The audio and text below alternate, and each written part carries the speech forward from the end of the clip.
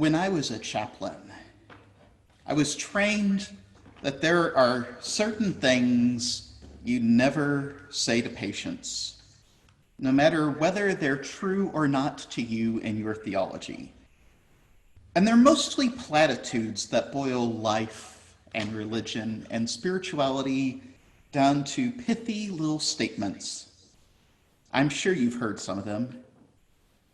God has a reason for your pain. God won't give you more than you can endure. Well, God just needed another little angel in heaven. Most of these things I would never have even imagined saying to someone anyway because of my own theological disposition. But my supervisors had horror stories about how these statements, even when well-intentioned, could be extremely hurtful, harmful, and dismissive. Bridget Park would know. In a TED Talk, she described how in 2008, folks tried to comfort her with platitudes after her brother Austin committed suicide. People walked on eggshells around her family, she says, and resorted to platitudes because they didn't know what else to say for her grief. She was angry because they even went as far as to tell her how selfish her brother was in the midst of her grieving for him. And who can blame her? Who wants to hear that there was a reason for her brother no longer being on this planet? Who wants to worship a God who would take her brother at such a young age? And who would ever think that the right place for her brother wasn't on earth by her side? Though it may not have been their intention, Park says that these people only made her feel worse. What they thought would comfort her actually had the opposite effect. And she wishes that people had known how to talk to her about her brother's death.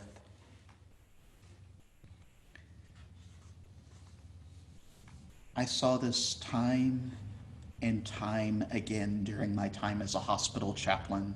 In the midst of grief, family members and friends would struggle to figure out how to support one another. And they would so often resort back to the platitudes because they so often heard them uttered in their family or their church or their community.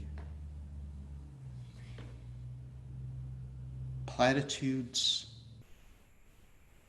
are meant to quickly calm strong emotions because in American culture, emotionality scares us, doesn't it? It gives us a quick answer to why suffering occurs without having to do the hard theological and philosophical thinking. Some of the most important work I did at the hospital wasn't to explain to someone why something happened or to convince someone that what was going on was part of a master plan. Some of the most important work I did was giving people permission to be angry and sad and to grieve without judgment or fear of consequences. And they needed the permission. They looked at me and they said, I don't have the right to be angry right now. Yes, you do. You have the right to be angry. There were plenty of reasons, good reasons, to be mad at that hospital. Now, lest we Unitarian Universalists think we're above these platitudes, We have our own brand, which tend to be a bit more non-theistic or theistically neutral. You may have heard some of them. There's meaning in this for you. You'll be a stronger person because you went through this. Where's the learning in this for you? I know I heard these time and time again after my mother's very unexpected death, coming from well-meaning but ultimately hurtful Unitarian Universalists who wanted to express their solidarity with me but were not sure how. And who can blame them? As a culture, we do a really, really bad job about thinking about grief and suffering and pain until we're in the midst of them, probably overwhelmed. So it's only natural that like a deer in the headlights, our reactions will go back to those familiar platitudes. And since the familiar isn't very helpful in the first place, it won't be very useful either. The fact is that many of us deal with grief and pain and suffering on the fly, learning how to deal with it quickly when it arises, trying not to think about it much of the rest of the time. Even though the Buddha once said that suffering is one of the realities of life. It's tough for us to think about that, isn't it? That we're all going to suffer. I wonder if we'd be better at being with ourselves and others during these times in our lives if we had to think about these topics in advance. Just imagine if you had had a class in high school or college on how to deal with grief and mental health, and that it was required for all students to graduate, and that we really took seriously our commitment to building resilience and developing coping skills. What if we didn't have to learn about grief at the worst possible time to learn about it, when we're in the middle of it?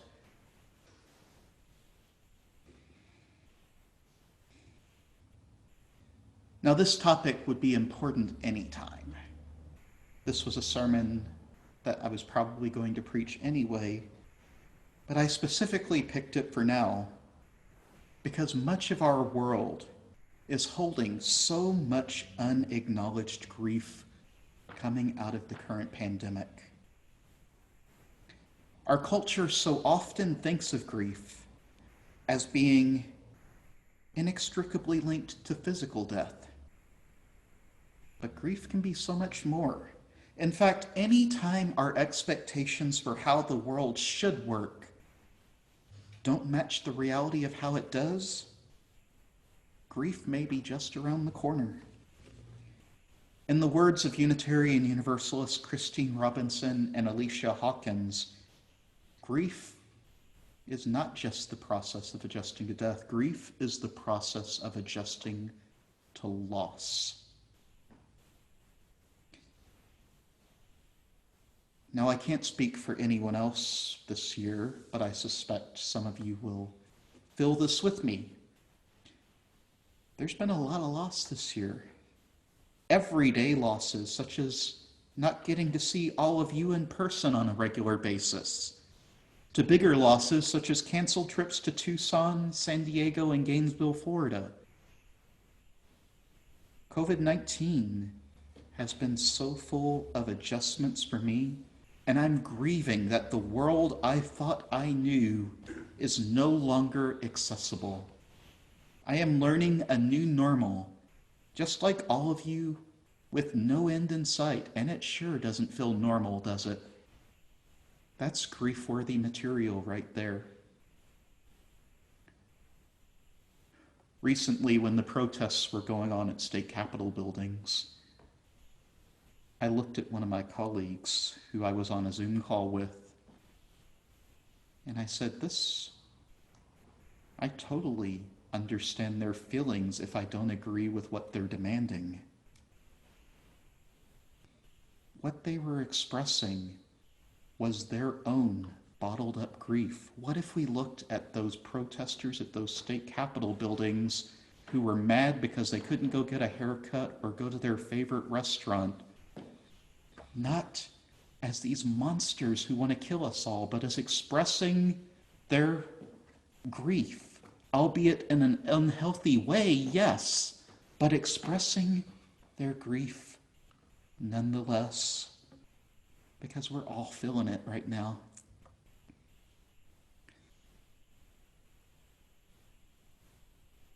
Now, my sermon today isn't going to give you simple answers on how to cope during COVID-19.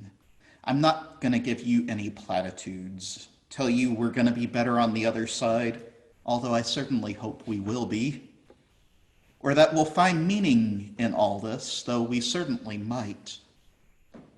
No, that's not the point in all of this. And that, to me, is the key to coping with grief.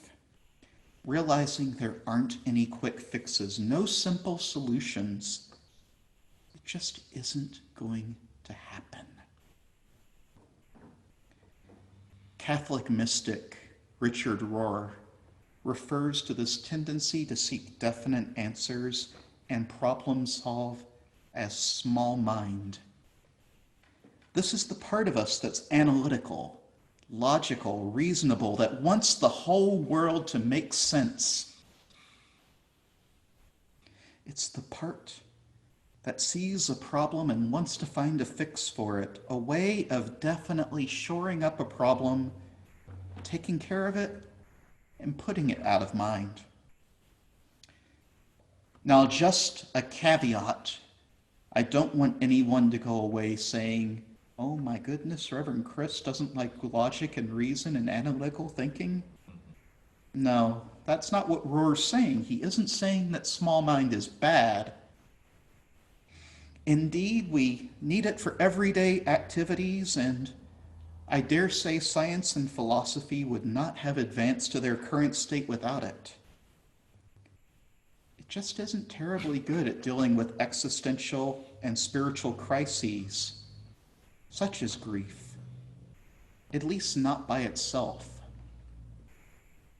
For the big questions, Rohr says, we need large mind, this part of our mind that makes connections, asks existential questions, and seeks out the bigger picture.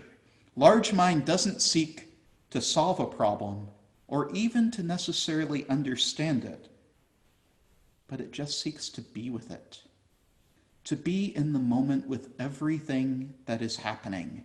This is the mind that processes grief.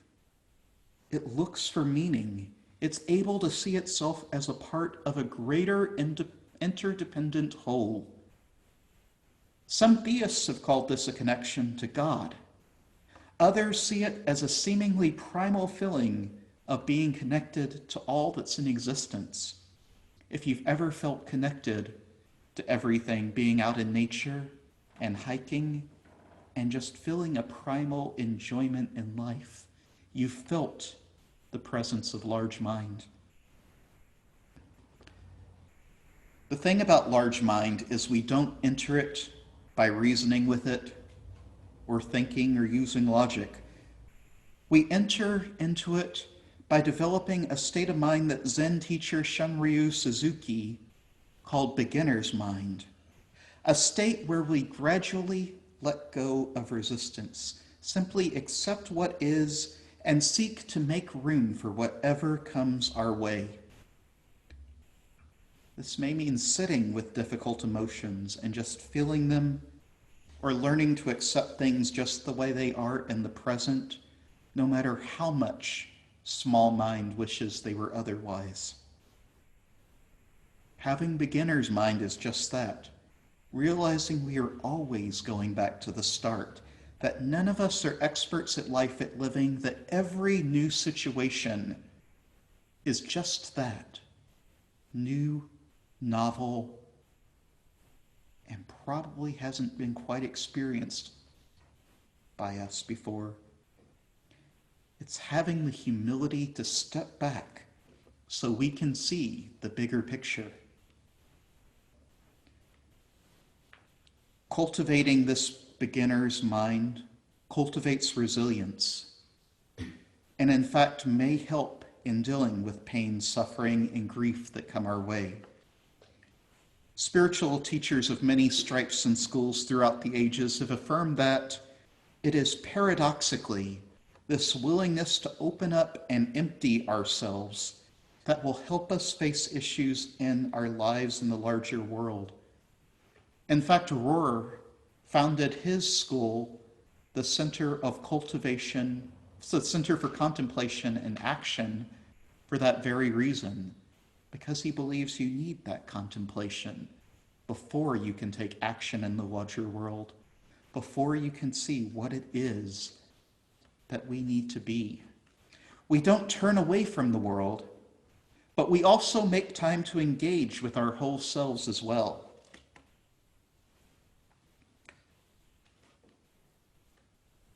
In order to cultivate this beginner's mind, the key to large mind, spiritual practice is not just important, it's necessary. I believe everyone needs some sort of spiritual practice that allows them to just be in the world. Suzuki advocates Zen meditation, and Rohr advocates a type of silent contemplation that he calls contemplative prayer. But those certainly aren't the only options. For some, stream of thought journal writing, or art, or hiking, or even gardening may be just what they need to be with the world as it is, activities that are their own reward, without any end goal. And if you think this sounds like my self-care sermon from last year a little bit, you've just made a connection. This is all self-care. And I even think that some types of therapy can even help us get in touch with large mind. Whatever the way we choose, though, it needs to be consistent. The key is, if you're going to sit and meditate, just keep going back on a regular basis and sitting over and over and over again. Return to the meditation cushion and just be. Return to your beginner's mind anytime you think you've made progress and become a beginner all over again. If you do this, seemingly without realizing it's happening, your large mind will activate. As someone who's been meditating for years, it's hard to even speak of the process, but it changes me. Sometimes even without realizing. It's helped me sit with difficult feelings and experiences over the year and process how I'm being affected.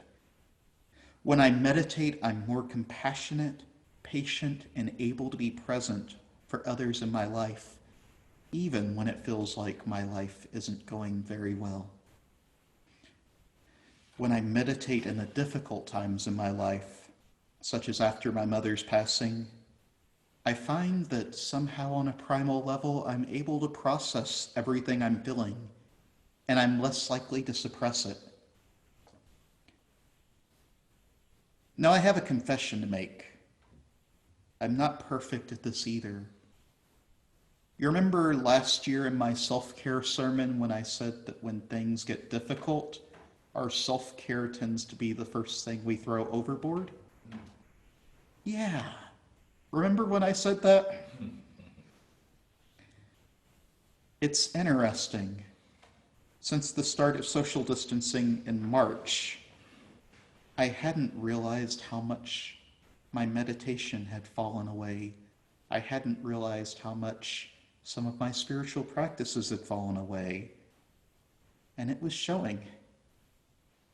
I was more cranky and I was less present and I was even a little depressed, if I'm honest. Everything was just blurring together as every day seemed just like the rest. And spoiler alert, we'll get to that at the end of August when we talk about the film Groundhog Day.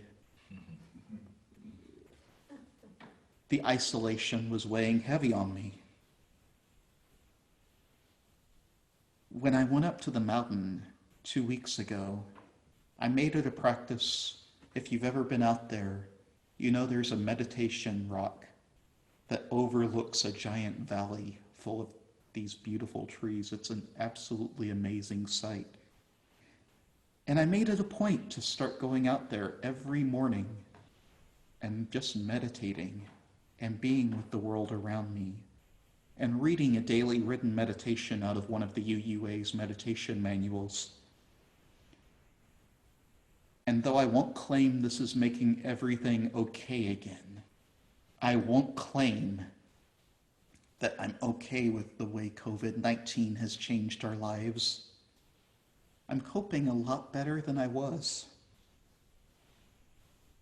I'm still feeling isolated and sad some days, and that is okay.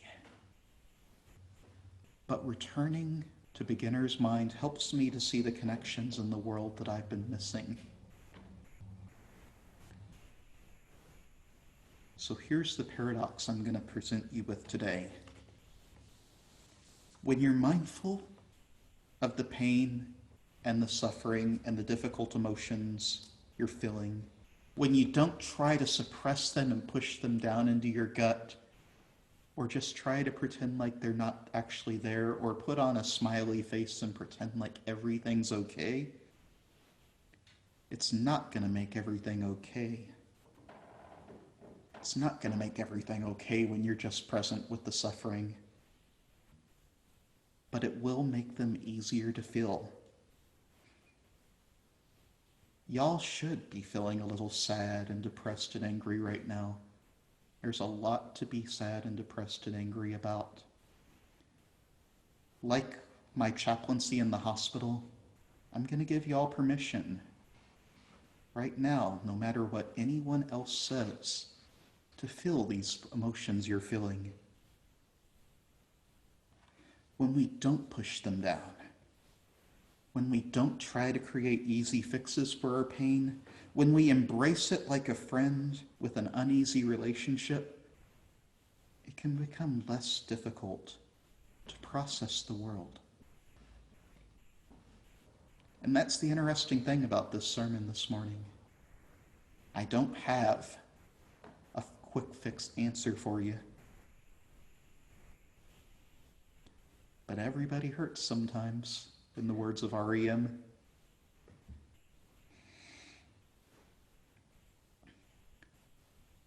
If one of your practices has been coming to services every Sunday, I'm not going to tell you you need to make every one of them. But try coming and staying after during coffee hour, just talking with folks in the breakout rooms, and see how that feels. I won't guarantee that anything I've said this morning will solve everything in your life, but it will make it easier to live with whatever in the world comes our way. And interesting enough, Rohr believes that this spiritual preparation will enable us to change the world in compassionate, empathetic ways. You never saw a bunch of constantly happy, never a problem in the world people changing the world for the better. When we prepare both our small and large minds, sharpen and use them both, we'll be able to use whichever we need in our efforts to create a more just and loving community.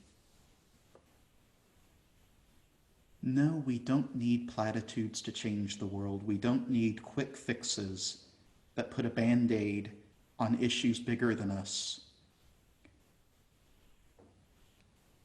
I need folks who are ready to sit with the pain of what is, who won't deny it, who won't try to make it go away, and because they can sit with their own pain, are well prepared to sit with others in their times of trouble. As we face the uncertainty of the future, not knowing what's coming our way, let us try not to fix our current situation, but to be with it, acknowledging we can't always control what's coming, but we can sure be with each other, no matter what color our day is. May it be so.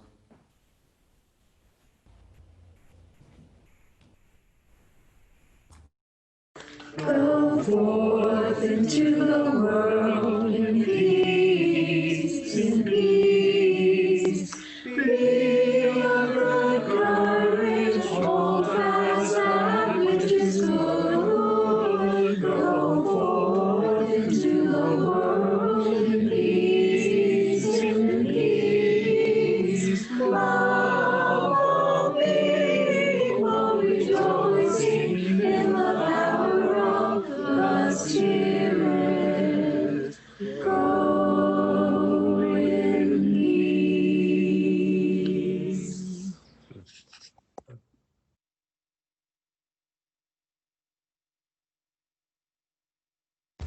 Our benediction is from Margaret Fuller. Be revered, in thee the faithful hope that still looks forward and keeps the life spark warm of future action beneath the cloak of patient sufferance. Amen. Blessed be, and go in peace.